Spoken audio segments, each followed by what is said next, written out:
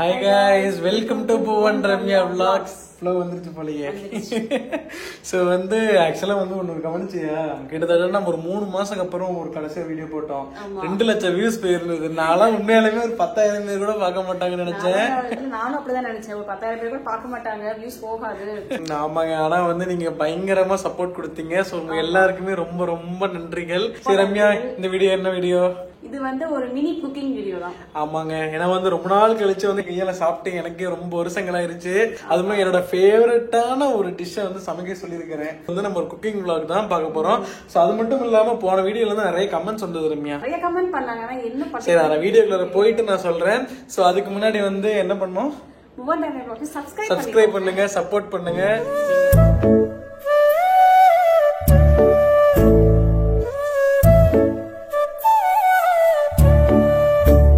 பாப்பாவுக்குன்னு play பொம்மைலாம் வாங்கி வச்சா madam ஒரு பொம்மையை கூட தொடறது கிடையாது. பொம்மை தவிர அது எல்லாத்தையுமே தொடரும், எல்லாத்தையுமே வாங்கி வைக்கலாம். கீழ இருக்கிற மேட்டு, பால் டப்பா மூடி, ட்ரை ஷீட்டு, அப்புறம் அந்த நூல் மாதிரி ஏதாவது அவங்க ஐடி கார்டு, அப்புறம் ஏதாவது நாடா, எல்லாத்தையும் ரிமோட்டு. நம்ம எவ்வளவுதான் காமெடி பண்ணி சிரிப்பு கட்டினாலும் சிரிக்கிறது இல்ல. ஃபேன் ஒன்னா சரி, போன வீடியோல நிறைய கமெண்ட்ஸ் வந்ததுன்னு சொன்னல, என்ன கமெண்ட்ஸ் சொல்லிட்டா?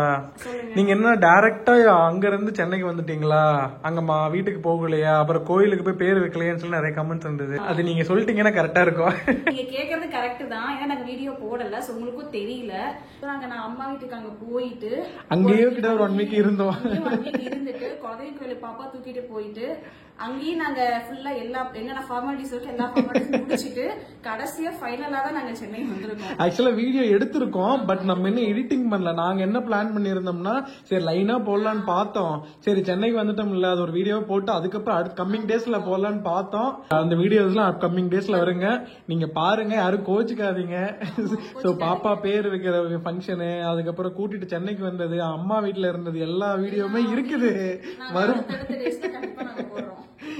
அதே மாதிரி பாத்தீங்கன்னா இன்னொரு கொஷின்ஸ் எனக்கு இதா இருந்துச்சு. நிறைய லாஸ்ட் வீடியோல பாத்தீங்கன்னா நான் மாமா எர்த்தோட ரோஸ்மெரி ஷாம்பு அண்ட் கண்டிஷனர் பத்தி போட்டிருந்தேன்.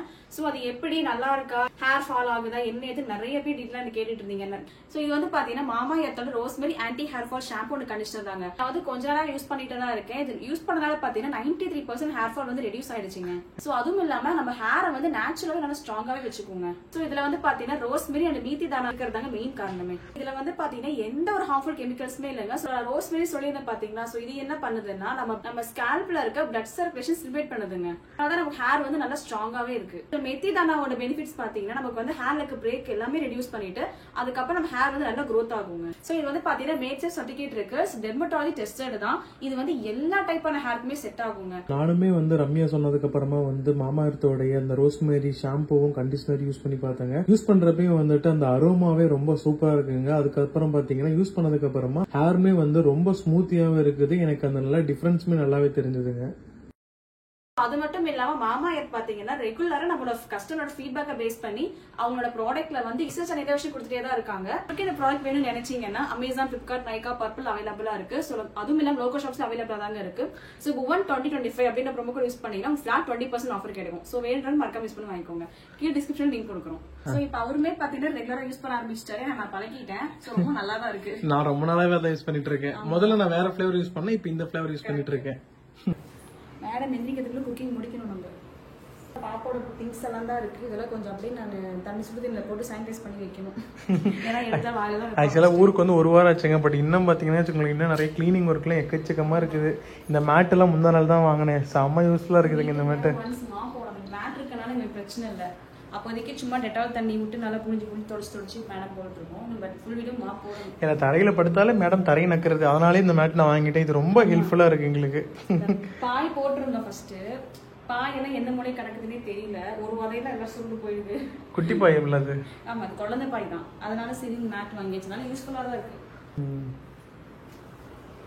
ரம்யா சமையல் ஸ்டார்ட் பண்ணலாமா? ஸ்டார்ட் பண்ணிக்கலாம். எங்க இதுக்கு முன்னாடி வேற ஏதோ குக்கிங் பண்ணிட்டு இருந்த மாதிரி இருந்தது. பாப்பா குக்கிங் பண்ணிட்டு இருந்தேன். பாப்பாக்கு ரெடி பண்ணி எடுத்து வச்சாச்சு. அடுத்து இப்ப நமக்கு பாப்பாக்கு என்ன டிஷ், என்ன ஸ்பெஷல்? பாப்பாக்கு இன்னைக்கு அரிசி கஞ்சில கேரட் போட்டிருக்கேன். ஓகே ஓகே, டெய்லி வெரைட்டி தான். ஒண்ணும் இல்ல, பாசி பருப்பு, அரிசி, அப்புறம் சீரகம், பெருங்காயம், கேரட் நல்லா கழுவி ட்ரை ரோஸ்ட் பண்ணி அரைச்சி பொடி பண்ணி எடுத்து வச்சாச்சு. அதுல வந்து என்ன பண்ணிருக்கேன்னா ஜஸ்ட் இது செர்லாக் பவுடர் ஹோம்மேட் தான் அது. அதுல வந்து கேரட் எல்லாம் குட்டி குட்டி பீஸா கட் பண்ணி போட்டு அரைச்சு எடுத்து வச்சாச்சு பாயில் பண்ணி. ஓகே இப்போ நமக்கு இன்னைக்கு என்ன செய்ய போறோம்னா தக்காளி சாப்பாடு செய்ய போறோம். ஆமா பிரியாணி சாப்பிட்டுட்டு இருந்தவன கொண்டு வந்து தக்காளி சாப்பாடு செய்ய வச்சா. தக்காளி சாப்பாடு பிடிக்காத உங்களுக்கு? எனக்கு ஃபர்ஸ்ட் தக்காளி சாப்பாடு தான் எனக்கு உயிரே. ஃபர்ஸ்ட் வந்து இதுல மசாலா கொஞ்சம் அரைச்சிக்கலாம் தக்காளி சாப்பாடுக்கு. இது ஆக்சுவலி மினி பிரியாணி மாதிரி தான் இருக்கும். ஆமா சரி தேவையான பொருட்கள்லாம் சொல்லிடுறீங்களா? இதுல வந்து மசாலா அரைச்சிக்கலாம். நான் எல்லாமே கொஞ்சம் கொஞ்சமா தான் சேர்க்க போறேன். பிரியாணி மாதிரி கிடையாது தக்காளி சாப்பாடு அப்படின்றதுல. ஃபர்ஸ்ட் வந்து பட்டை கிராம்பு ஜாதிபத்திரி ஏலக்காய் இது எல்லாமே வந்து நான் ஃபர்ஸ்ட் ட்ரையா அரைச்சிக்கிறேன். அப்புறம் வந்து காஷ்மீர் சில்லி. இது எதுக்குன்னா காரம் கம்மியா இருக்கும், நம்ம கலர் நல்லா கொடுக்கும். காஷ்மீர் சில்லி எத்தனை போடுறீங்க? ஒரு 4 போட்டிருக்கேன். ஓகே ஆனா நீ இந்த மாதிரி காஷ்மீர் சில்லி வந்து ஒரு 4 போட்டிருக்கேன். ஆக்சுவலா கடையில அந்த பிரியாணி மசாலான்னு விற்பாங்கல்ல, சோ அத வந்து நம்ம ஹோம்மேடா செய்றோம். அதேதான். இதெல்லாம் எடுத்து வச்சிட்டா இதெல்லாம் வந்து நான் முழுசா போட்டுருவேன். ஓகே போடே தக்காளி போட்டுக்கலாம். ஆக்சுவலி நான் தனித்தனியா தான் அரைப்பேன். நம்ம குவாண்டிட்டி கம்மியா போட்டிருக்கனால சரியா அரையில. சோ நம்ம தக்காளி இதுக்குள்ளேயே போட்டுக்கலாம். 2 தக்காளி. 2 தக்காளி வந்து அரைக்கிறதுக்கு 2 தக்காளி வந்து கட் பண்ணி எடுத்து வச்சிருக்கேன். ஏன்னா எனக்கு வந்து அரைச்சி போட்டா பிடிக்கும், அவருக்கு வந்து முழுசா போட்டா பிடிக்கும். அதனால வந்து 50-50 எப்படி வேணாலும் போடலாம். ஓகே ஃபர்ஸ்ட் வந்து நீங்க இந்த இதெல்லாம் எடுத்து வச்சு ரெடி பண்ணி வச்சிட்டீங்கன்னா அப்புறம் டக்கு டக்குன்னு போட்டு சமைக்கிறது தான். ஆமா ஏன் இப்ப டக்கு டக்குன்னு வார்த்தை வருது? ஏன்னா மேடம் தூங்கிட்டு இருக்காங்க. தூங்கல முடிச்சிட்டு நினைச்சேன் ரெடி பண்ற வரைக்கும் அமைதியா இருந்தா என்ன அதிசயமா புள்ள நீ தூங்கிட்டு இருக்காளேன்னு நினைச்சேன். ஆனா முடிச்சுக்கிட்டாங்க. நடுவில் ஆட்டிட்டு வந்து நாங்க பண்ணிட்டு இருக்கோம். இன்னும் ஒரு 10 நிமிஷத்துல என் மடிக்கு வந்துருவா. ஆமா நாங்க அதுக்கு மேல தாக்கு பிடிக்க மாட்டோம். நமக்கு நல்லா ஃபைன் பேஸ்ட் அரைச்சாச்சுங்க. இத பார்க்கவே ஏதோ மசாலா அரைச்சு வச்சோம், கறி குழம்புக்கு மசாலா எப்பவும்ல அந்த மாதிரி இருக்கு. ஆமா அந்த மாதிரி தான் இருக்கு. அவ்வளவுதான் அப்படியே எல்லாத்தையும் போட்டு செய்யறதான். டக்கு டக்குன்னு செஞ்சுட்டு போய் நம்ம மேடம் பார்க்க வேண்டியதான். பாதி இது ஆமா சாப்பாடு வேற ஊட்டணும். மோஸ்ட்லி நீங்க தான் செய்ய போறீங்கன்னு நினைக்கிறேன். பிரியாணியா? ரெடி பண்ணியாச்சு. டக்கு டக்குன்னு போட்டு அப்படியே செய்யலாம். இது ஒரு கழுவு கழுவிக்கலாம். தக்காளி சாப்பாடு வந்து ரொம்ப ரொம்ப ஒரு சிம்பிளான ஒரு டிஷ் தாங்க. நான் இன்னைக்கு வந்து அரிசி சாப்பாடு தான் செய்யலாம் அப்படின்னு நினைச்சிட்டு இருந்தேன். அப்புறம் பார்த்தா சரி திடீர்னு அவர் வந்து எனக்கு தக்காளி சாப்பாடு சாப்பிட போல இருக்குது அப்படின்னு. அதுவும் வந்து எனக்கு மீன் மேக்கர் போட்டு சாப்பிடுறது எனக்கு ரொம்ப பிடிக்குங்க. அதனாலதான் எனக்கு தக்காளி சாப்பாடுக்கு போனேன். ஏன்னா பருப்பு சோறுல மீன் மேக்கர் போட முடியாது. அதனால அதுக்குதான் நம்ம என்ன தக்காளி சாப்பாடு செய்ய சொன்னதே. அதனால என்ன ஈஸியா செஞ்சோம்னா படன்னு அவ்வளவுதான். அப்படியே போட்டு எல்லாத்தையும் போட்டு குக்கர்ல விசில் விட்டா வேலை முடிஞ்சு தக்காளி சாப்பாடு ரெடி. தேவையான பொருள் சொல்லவே இல்லைன்னா நீங்க அவ்வளவுதான். இது வந்து 2 தக்காளி அப்புறம் அந்த மசாலா எல்லாம் போட்டு அரைச்சு வச்சுக்கிட்டோம். இது ஒண்ணு. அதுக்கப்புறம் வந்து 2 தக்காளி வந்து நான் ஸ்லைஸா கட் பண்ணி வச்சிருக்கேன். இது வந்து ஒரே ஒரு பெரிய வெங்காயம், நல்ல பெரிய சைஸா பெரிய வெங்காயம். Meal maker. இது வந்து அரிசி வந்து கரெக்டா 1 டம்ளர் அளவுக்கு அரிசி. இது வந்து நாங்க ஜீரக சம்பா ரைஸ்ல செய்ய போறோம். ஆமா என் தக்காளி சாப்பாடு வந்து கொஞ்சம் கொலன்னு இருந்தாதான் நல்லா இருக்கும். இது வந்து பாத்தீங்கன்னா எண்ணெயில போட்டு தாளிக்கிறதுக்கு வந்து பிரியாணி இலை, இது வந்து அன்னாச்சி மொக்கு, மராட்டி மொக்கு, இது வந்து அன்னாச்சி பூ இதெல்லாம் போட்டிருக்கோம். இது வந்து அப்புறம் இஞ்சி பூண்டு பேஸ்ட் இப்பதான் ரெடி பண்ணோம். இது ரெடி பண்ணாதான் இன்னைக்கு வேலை வாங்கிடுச்சு. ஆமா இது ரொம்ப நேரம் இழுத்துருச்சு. ஆமா இன்னொன்னு பாத்தீங்கன்னா நெய். நான் மோஸ்ட்லி பிரியாணி தக்காளி சாப்பாடு எல்லாத்துக்குமே வந்து நெய் போடுவேன். அதுதான் டேஸ்ட் நல்லா அல்டிமேட்டா இருக்கும். நெய் வந்து ஒரு 2 ஸ்பூன் அளவுக்கு நான் நெய் போட்டிருக்கேன். நீங்க வேணும்னா நெய் இல்லைன்னா நீங்க எண்ணெய் கூட யூஸ் பண்ணிக்கலாம். எண்ணெய் இருந்தாலும் நல்லா தான் இருக்கும். இதுல வந்து நான் மறுபடியும் 1 ஸ்பூன் அளவுக்கு நான் எண்ணெய் ஊற்றிருக்கேன். இப்போ வந்து நல்லா எண்ணெய் காஞ்சிச்சு. இதுக்கப்புறம் வந்து பிரியாணிக்கு தேவையானதெல்லாம் போட்டுக்கலாம். இது 3 மட்டும்தான். மீரை நம்ம வந்து அரைச்சிட்டோம். இதுல வந்து நம்ம வெங்காயம் கட் பண்ணி வச்சிருக்க வெங்காயம் போட்டுக்கலாம். வச்சிருக்கிற ஒரு பெரிய வெங்காயம்.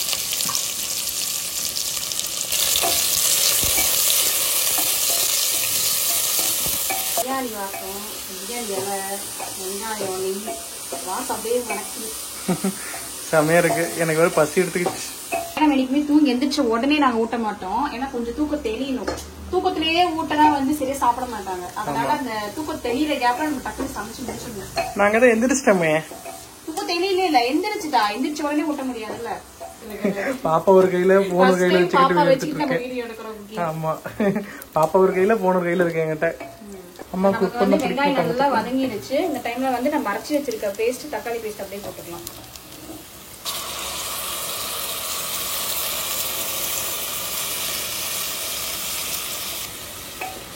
இது கூடவே நம்ம வந்து இஞ்சி பூண்டு பேஸ்ட் நம்ம 1 ஸ்பூன் போட்டுக்கலாம்.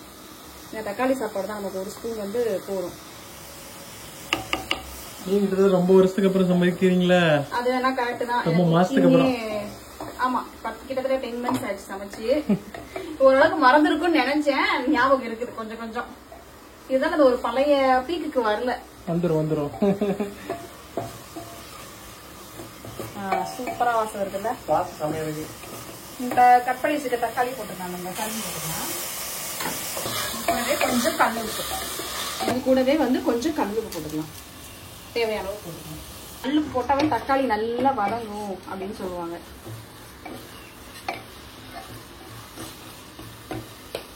கால் ஸ்பூன் வந்து மஞ்சள் தூள், வந்து வரமிளகாத்தூள் காரத்துக்கு ஏற்ற மாதிரி போட்டுக்கலாம். நான் வந்து ஒரு 1/2 ஸ்பூன் மட்டும் போட்டுக்கிறேன், ஏன்னா நம்ம ஆல்ரெடி காஷ்மீர் சில்லி போட்டிருக்கோம். ஸோ அதுலேயே கொஞ்சோண்டு நம்ம காரம் இருக்கும். நம்ம தக்காளி வந்து நல்லா வதங்கிடுச்சு. இப்போ நான் வந்து 1 டம்ளர் ரைஸ் வச்சிருக்கேன். ஸோ இதுக்கு வந்து நான் 1.25 டம்ளர் தண்ணி ஊற்றிக்கலாம். இதுக்கு அந்த 1/4 டம்ளர் குறை, ஏன்னா தக்காளி போட்டிருக்கோம், நம்ம தக்காளிலே வந்து கொஞ்சம் தண்ணி விடும். ஸோ அதனால நம்ம ஒரு 1/4 டம்ளர் மட்டும் குறைச்சிக்கலாம். இப்போ வந்து மீன் மேக்கர் போட்டுக்கலாம். நம்ம மீன் மேக்கர் ஃபர்ஸ்டே போட்டிருக்கணும், நான் வந்து மறந்துட்டேன். அதனால தண்ணி அப்புறம் மீன் மேக்கர் போட்டுக்கலாம். மசாலா கிரப்பே நம்ம போட்டு பெரட்டி இருக்கணும். நான் தான் மறந்துட்டேன், பாப்பாவும் முடிச்சிட்டு இருக்காளா. பதட்டத்தை நமக்கு மூளை வேலை செய்யல. நான் தான் பாத்துக்கிறேன்ல, இருந்தாலும் டைமையா. ஆமா, என்னோட மோஸ்ட் ஃபேவரட். கறியை விட மீன் மேக்கர் தாங்க அவ்வளவு நல்லா இருக்கும் சாப்பாட்டுல சாப்பிடுறப்ப. ஆமா அது வேணா கரெக்ட் தான். கறியில இல்லன்னு கவலைப்படாதீங்க. எத்தனை பேருக்கு இந்த மீன் மேக்கர் ஃபேவரட்னு சொல்லிட்டு மறக்காம கமெண்ட் பண்ணுங்க. இது வந்து மசாலா வதங்கின உடனே மீன் மேக்கர் போட்டு தண்ணி ஊத்தி இருக்கணும், பட் நான் மறந்துட்டேன். அதனால தண்ணி ஊத்தி மீன் மேக்கர் போட்டுக்கிறேன். அவ்வளவுதாங்க, ரொம்ப சிம்பிள் தான். தண்ணி கொதிச்சிச்சுன்னா நம்ம வந்து அரிசி போட்டு ஃபைனலா நம்ம வந்து கொத்தமல்லி தழை புதினா மேல தூவிட்டு நம்ம இறக்கிட்ட வேலை முடிஞ்சிச்சு.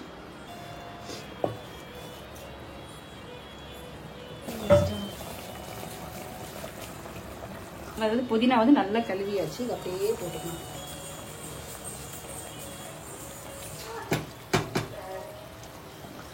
நல்லா கொதிச்சுட்டு இருக்குங்க. இந்த டைம்ல நம்ம வந்து அரிசி போட்டுக்கலாம். அரிசி போட்டு மூடி வச்சுட்டா வேலை முடிஞ்சுது. அவ்வளவுதான், அரிசி போட்டாச்சு. லைட்டா உப்பு மட்டும் பத்தல, போட்டுக்கலாம். பத்தல, அவ்வளவுதான். 10 நிமிஷம் வேலை தான் இருந்துச்சு. சரியாக்கா.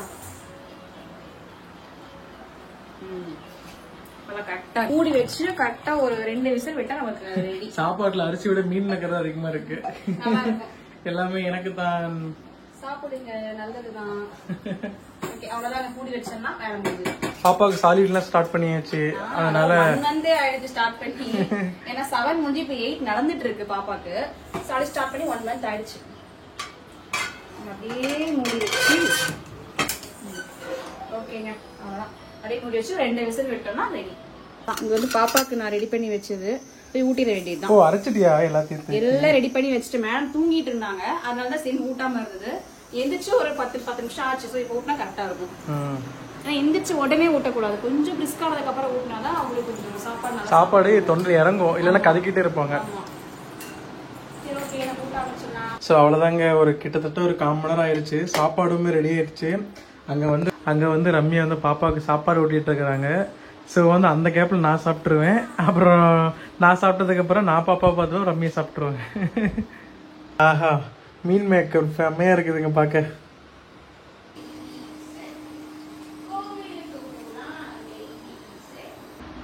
செம்மையா இருக்குது, நல்லா கொல கொலன்னு நம்ம எதிர்பார்த்த மாதிரியே இருக்குது. அதுவும் இல்லாம சுருக்குன்னு இருக்கு, எதிர்பார்த்த மாதிரியே இருக்குது. மீன் மேக்கரும் நிறைய இருக்கா. பிரியாணி சாப்பிட்டா கூட இந்த அளவுக்கு டேஸ்ட் இருக்காது. நிஜமாமே சொல்றேன், நான் வந்து சும்மா சொல்றேன்னு வச்சுக்காதீங்க. எனக்கு பிரியாணி விட தக்காளி சாப்பாடு ரொம்ப பிடிக்கும், அதனாலதான் இப்படி சொல்றேன். சரி, ஓகே, சாப்பிடுங்க.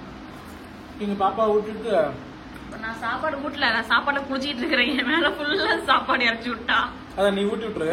அதுக்கப்புறம் நான் பாத்துக்க, நீ சாப்பிடுற. ஓகே.